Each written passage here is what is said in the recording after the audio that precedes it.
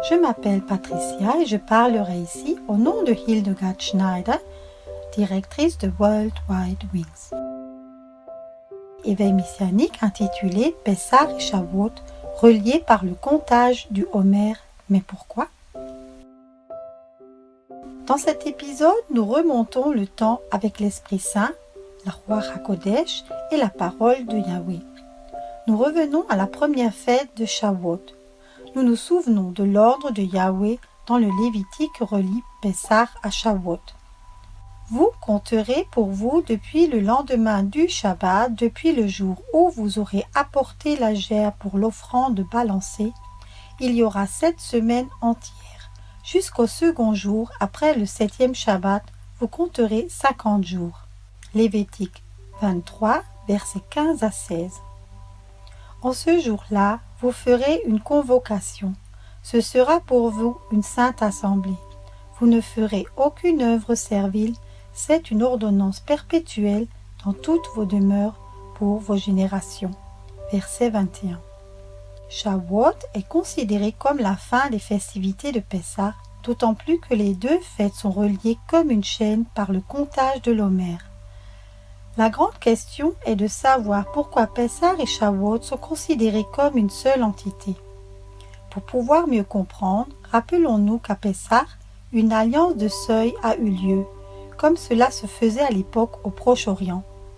Yahweh a utilisé ce modèle pour la Pâque, de sorte que non seulement les Israélites, mais aussi les Égyptiens pouvaient comprendre qu'il s'agissait d'une alliance de seuil de porte. Une alliance entre deux partenaires était conclue sur le seuil de la porte en égorgeant un animal et en recueillant le sang dans une rigole scellée sur le seuil. Ensuite, l'un des partenaires franchissait le seuil de la porte pour entrer chez l'autre où il tenait un repas d'alliance. Ensuite, un contrat avec toutes les conditions de l'alliance était rédigé et placé dans un coffre spécial qui était conservé dans un sanctuaire. Lors de la nuit de Pessah, ce contrat d'alliance entre Yahweh et le peuple d'Israël manquait et il n'a pas été remis. Yahweh allait le remettre par l'intermédiaire de Moïse 50 jours après leur sortie d'Égypte. Il est intéressant de noter que l'arche d'alliance est le premier objet mentionné en relation avec le tabernacle. Exode 25, versets 10 à 22. Cette arche est précisément ce coffre pour marquer l'alliance avec ces 2 tables de la loi en pierre. C'est autour de l'arche que fut construit, pour ainsi dire, le tabernacle. Étant donné que Pessah et Shavuot sont une seule et même fête grâce à l'alliance du seuil, on compte ainsi l'Homer juste après la fête des pains sans levain, c'est-à-dire juste après le grand Shabbat et non pas après le Shabbat hebdomadaire. Sinon, on aurait une lacune dans la chaîne de liaison et cela n'aurait aucun sens. Si nous nous basons sur tout ce qui a été dit, remontons un peu plus loin dans notre voyage à la première célébration de Shavuot. Le 3e mois après la sortie des fils d'Israël du pays d'Égypte, en ce même jour, ils entrèrent dans le désert du Sinaï. Exode 19, verset 1. Ainsi, les Israélites ont voyagé pendant 46 jours depuis leur sortie à Pessah jusqu'au désert du Sinaï. Là-bas, ils ont reçu l'ordre suivant. Yahweh dit à Moïse, « Viens vers le peuple, sanctifie-les aujourd'hui et demain, afin qu'ils lavent leurs vêtements et qu'ils soient prêts pour le 3e jour, car le 3e jour, Yahweh descendra devant tout le peuple sur la montagne du Sinaï. » Exode 19, versets 10 à 11. Comptons ces 3 jours aux 46 jours, nous sommes à 49 jours, et le 50e jour était la première fête de Shavuot, aussi appelée Matan Torah, le don de la Torah, ainsi dire le traité d'alliance déjà mentionné. À Shavuot, Yahweh a remis à son peuple les conditions de l'alliance ou la constitution de son royaume. Ainsi, ils établissaient avec son peuple son royaume. Et vous, vous êtes une race élue, un sacerdoce royal, une nation sainte, un peuple qui vous appartient, pour que vous annonciez les bienfaits de celui qui vous a appelé des ténèbres à son adorable lumière. 1 Pierre, chapitre 2, verset 9. À Shavuot, Yahweh voulait habiter au milieu et dans son peuple. Ils me feront un sanctuaire, et j'habiterai au milieu d'eux. Exode 25, verset 8. Le mot hébreu Tavek, qui est traduit par au milieu d'eux, signifie également dans. Le but de Yahweh était d'habiter en eux par son Esprit Saint, Roi HaKodesh, et d'écrire l'alliance sur les tablettes de leur cœur.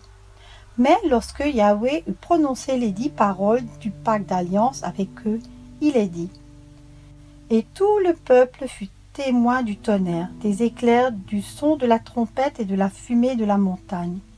Lorsqu'ils virent ces choses, ils s'enfuirent et s'arrêtèrent à distance, et ils dirent à Moïse « Parle-nous, nous écouterons. » Mais qu'Élohim ne nous parle pas, sinon nous pourrions mourir.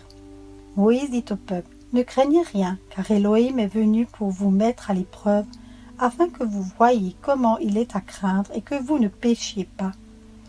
Le peuple se tint donc à distance, mais Moïse s'approcha de l'obscurité où était Élohim. Exode 20, versets 18 à 21. Le peuple craignait la proximité de Yahweh. Ainsi, son projet d'habiter en eux n'a pas eu lieu. Ils en sont donc restés à la vue des tablettes d'alliance de pierre. Yahweh a remis à plus tard son désir d'habiter en eux. Il a fait cette promesse à son prophète Jérémie. « Voici que les jours viennent, dit Yahweh, où je conclurai avec la maison d'Israël et la maison de Juda une nouvelle alliance, non pas comme l'alliance que j'ai conclue avec leur père le jour où je les ai saisis par la main pour les faire sortir du pays d'Égypte. Ils ont rompu mon alliance alors que j'étais leur maître, dit Yahweh. Mais voici l'alliance que je conclurai avec la maison d'Israël après ces jours-là, dit Yahweh. Je mettrai ma loi aux deux dans d'eux et je l'écrirai sur leur cœur. Et je serai leur Élohim et ils seront mon peuple. Jérémie 31, versets 31 à 33. Yahweh n'a fait que répéter son plan qu'il avait toujours eu avec son peuple. Il a également répété ce plan à Shavuot à Jérusalem lorsqu'il a déversé son roi HaKodesh. Après le discours de Pierre, il est dit « Quand ils entendirent cela leur transperça le cœur. Et ils dirent à Pierre et aux autres apôtres « Que ferons-nous, frères ?» Pierre leur répondit « Repentez-vous et que chacun de vous soit baptisé au nom de Yeshua HaMashiach pour la rémission de vos péchés, et vous recevrez le don du Saint-Esprit. Car la promesse est pour vous, pour vos enfants et pour ceux qui sont au loin, en aussi grand nombre que Yahweh, notre Élohim, les appellera. » Acte 2, versets 37 à 39. Se repentir signifie revenir à Yahweh et à sa Torah. Recevoir le pardon des péchés signifie se voir pardonner les transgressions de la Torah et s'abstenir de ces transgressions et à s'adonner à ses enseignements. Au fil des siècles, Shavuot est lié à Pessah par le comptage de l'Omer et rappelle Matan Torah, la réception de la Torah, le contrat d'alliance conclu à Pessah. Le renouvellement de l'alliance avec ses conditions de l'alliance doit être et ont été écrites par l'Esprit Saint Roi HaKodesh sur les tablettes du cœur des croyants. Si tu n'as jamais célébré Pessah, jamais compté l'Omer et jamais vraiment célébré Shavuot, c'est-à-dire la réception des conditions de l'alliance, je t'invite à reconsidérer ces fêtes et leur signification, à te repentir à Shavuot et à commencer à faire écrire les conditions de l'alliance sur les tablettes de ton cœur, comme ce fut le cas à Shavuot à Jérusalem. Laissez-vous sauver de cette génération perverse. Ceux qui reçurent sa parole se firent donc baptiser, et il s'y ajouta ce jour-là environ 3000 âmes. Mais elles persévérèrent dans l'enseignement des apôtres et dans la communion fraternelle, dans la fraction du pain et dans les prières. Acte 2, versets 40 à 42. L'enseignement des apôtres était l'enseignement de la Torah. À cette époque, la Brit Hadasha, le Nouveau Testament, n'existait pas. Le comptage du Homer est un moment intense d'introspection et, de plus, la période du comptage du Homer rappelle l'époque où Yeshua est apparu à de nombreuses personnes après sa résurrection. C'était précisément au moment du comptage de l'Homer. Pourquoi Yeshua n'a-t-il pas donné le Saint-Esprit promis à ses disciples immédiatement après sa résurrection? Pourquoi ont-ils dû attendre encore 10 jours après son ascension? C'est une question passionnante, parce que Yeshua devait lui aussi respecter le délai prescrit de 50 jours entre Pessah et Shavuot avant que l'Esprit Saint ou HaKodesh ne puisse être déversé. Yeshua était et est la Torah vivante. Le peuple d'Israël, appelé à la royauté, avait des bijoux. Même après le péché du veau d'or, ils avaient en effet donné de l'or pour l'édification du veau d'or. Lorsque le peuple entendit ce mauvais discours, il fut en deuil, et aucun ne mit ses ornements. Car Yahweh avait dit à Moïse, « Dis aux fils d'Israël, vous êtes un peuple au cou raide. Si je montais un seul instant au milieu de toi, je te détruirais. Maintenant enlève tes ornements, et je ferai ce que je peux faire pour toi. » Les fils d'Israël se dépouillèrent donc de leurs ornements depuis le mont Horeb. Exode 33, versets 4 à 6.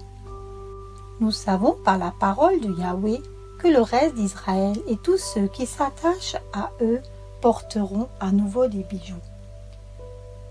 Dans l'Alliance renouvelée, Nouveau Testament, 5 couronnes célestes seront conférées aux croyants. Il s'agit de la couronne impérissable, de la couronne de joie, de la couronne de justice, de la couronne de gloire et de la couronne de vie. Les libérés de Yahweh reviendront et entreront dans Sion avec des cris de joie, et une joie éternelle sera sur leur tête.